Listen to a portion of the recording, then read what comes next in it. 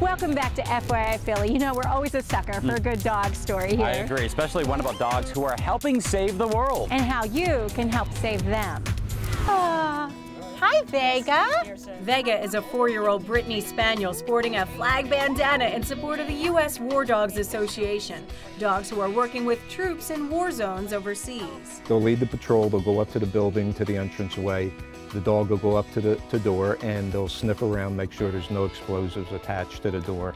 Then they'll go into the building, search that first room, again, make sure there's no hidden booby traps. From now until September 11th, if you buy a $5 flag bandana at Pet Value, all of the proceeds benefit the U.S. War Dogs. Marketing Director Amy DePauli came up with the campaign. Why did you want to get involved with this? Well, we have amazingly generous customers, and so we started to look into different ways that we could raise money to help in a patriotic way.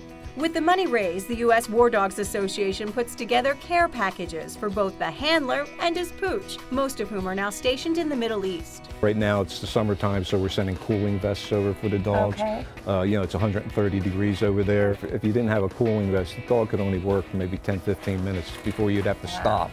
Okay, But with a cooling vest, you might be able to work the dog an hour to 2 hours.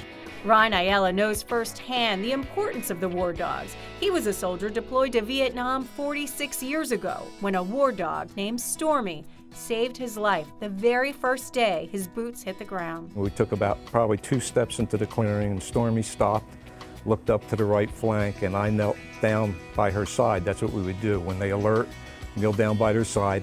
And as I was kneeling down, a sniper from the right flank up in the tree shot at me.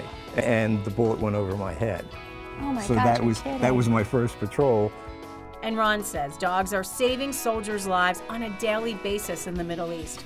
In fact, it was a war dog named Cairo who helped take out Osama bin Laden. And how did that work? It's kind of still top secret. They don't give all the information now. But You can tell me, but you'd have to kill me, right? Yes. Pay for that to happen.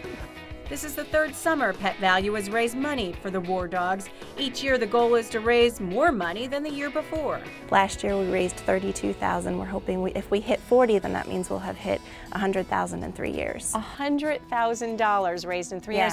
And I'm guessing that that is a huge donation for this association. They're not used to getting donations like that, right? Absolutely. In fact, that's why Ron started the U.S. War Dogs Association, because the valuable work of these canines was going mostly unrecognized. When I was in Vietnam, I never received a care package from a total stranger. I received one from my grandmother, and that was it. And I thought, wow, you know, it would really be great if these young men and women receive care packages from people they don't know. It's pretty cool to be able to, you know, see how important these dogs are, you know, kind of like 4-legged soldiers. They really are pretty valuable little furry friends. You know, I was horrified when I found out not that long ago there was a time when they actually euthanized the war dogs who were no longer in service. Oh, but the U.S. military has come to realize how critical these dogs are to the U.S. mission and how they retire as valued veterans. Yeah, and their handlers often keep them, but, you know, if they're redeployed, their dogs are available for adoption.